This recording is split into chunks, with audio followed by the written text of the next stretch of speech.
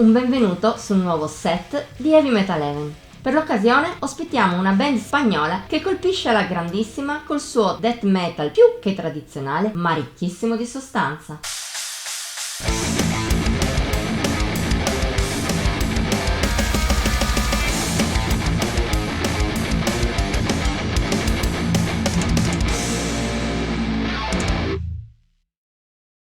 Fisicamente a sud, ma con la mente rivolta a nord. Può essere questa la descrizione perfetta per gli Intolerance. Provengono da Saragozza, in Spagna, ma il loro suono rimanda a luoghi molto più freddi, come dimostra il loro secondo album, Waking Nightmares of an Endless Void.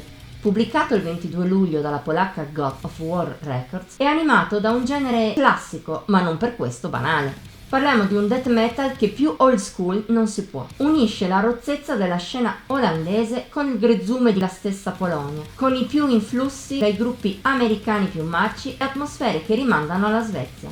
Atmosfere aiutate anche dai diversi rallentamenti doom che fanno capolino qua e là e aiutano la cupezza complessiva. La somma di tutti questi elementi è un suono certo non originale, ma che non sa neppure mai di scontato. Anzi, gli Intolerance riescono a dargli la giusta personalità. Si sente che, al contrario di tanti altri, non hanno solo voglia di imitare i grandi del passato o di aggredire di pancia senza andare oltre. Il loro è un suono pensato e studiato nei particolari, sia a livello di scrittura che di dettagli di contorno. Per questi ultimi si può citare la registrazione. È un po' secca rispetto agli standard moderni, ma questo conferisce a Waking Nightmares una patina vintage senza limitarne la potenza delle ritmiche.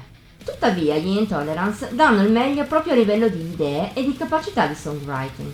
Ogni riff ha un suo perché, come anche gli incastri, impostati nella miglior maniera possibile per incidere. In più gli spagnoli non hanno paura di osare. Come detto, spesso si spingono su terreni doom, ma non disdegnano anche di inserire assoli o componenti più melodiche nelle loro canzoni.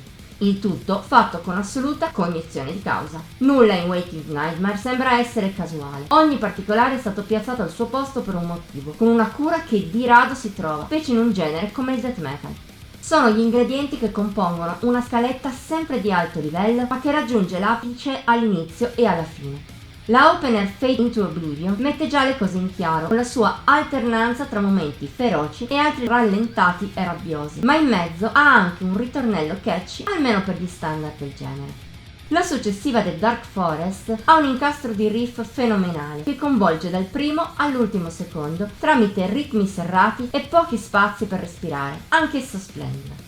Nel finale troviamo invece spontaneo Self-Awareness of the Void, convulsa, marcia, a eccezione della fase centrale, una splendida ripresa dal death doom più misterioso anni 90, e poi Melting Skies. È il pezzo più lungo del disco e anche quello più doom, con parti desolate, lugubri, ma senza dimenticare ogni tanto accelerazioni death e ferocia. In un affresco che dura quasi 7 minuti, ma mai noioso, una chiusura in grande stile per il disco.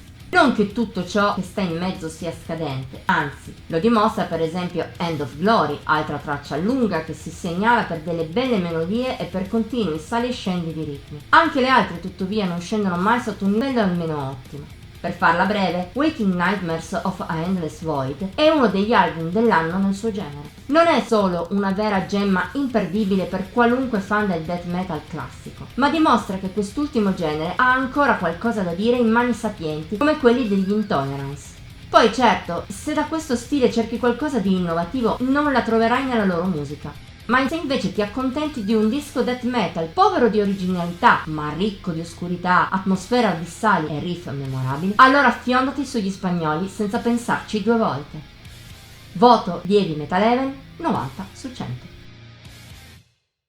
Per oggi abbiamo terminato. Ti abbiamo tratto verso il disco? Dicelo nei commenti, oltre a mettere like e condividere. Ti invitiamo inoltre a iscriverti al nostro canale e ad attivare la campanella delle notifiche per non perdere nemmeno uno dei video che pubblichiamo ogni settimana. Infine seguici su Facebook, Instagram e Pinterest. Come sempre trovi i link in descrizione. Ci vediamo la prossima volta!